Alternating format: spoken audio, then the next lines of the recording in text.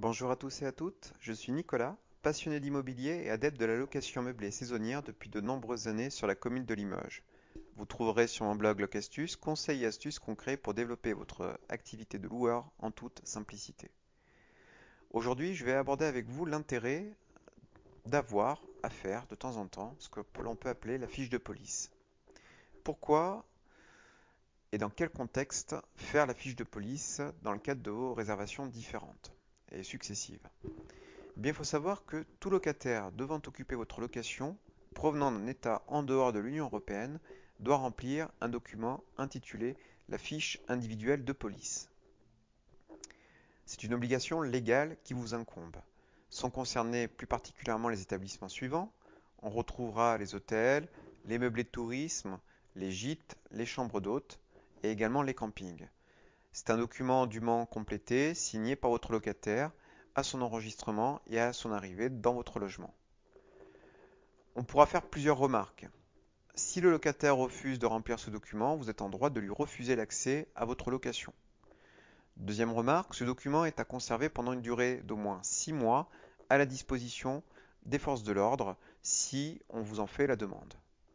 Le troisième élément, et je persiste et je signe, j'ai déjà évoqué le cas dans 2 précédents podcasts, votre contrat de location peut comporter une clause stipulant que vous pouvez pré-remplir le document pour que le locataire n'ait plus qu'à le signer à son enregistrement. C'est là encore un intérêt de mettre en place un contrat de location entre chaque réservation.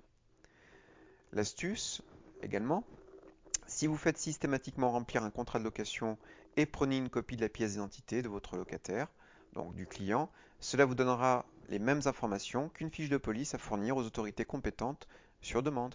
Car quand on compare le contenu d'une fiche de police, là encore, vous pouvez librement y avoir accès en tapant fiche de police librement sur Google. Nul besoin de l'acheter auprès de tel ou tel organisme ou telle personne. Vous avez librement accès à au contenu réel, donc réglementaire, de ce qu'est une fiche de police et des informations qu'il récupère. Ces mêmes informations pourront figurer sur un contrat de location dédié à la location saisonnière. Donc n'hésitez pas à le faire. En tout cas, moi, ce sont des choses que je fais très rarement puisque je ne suis pas confronté à l'accueil de locataires d'États provenant en dehors de l'Union européenne.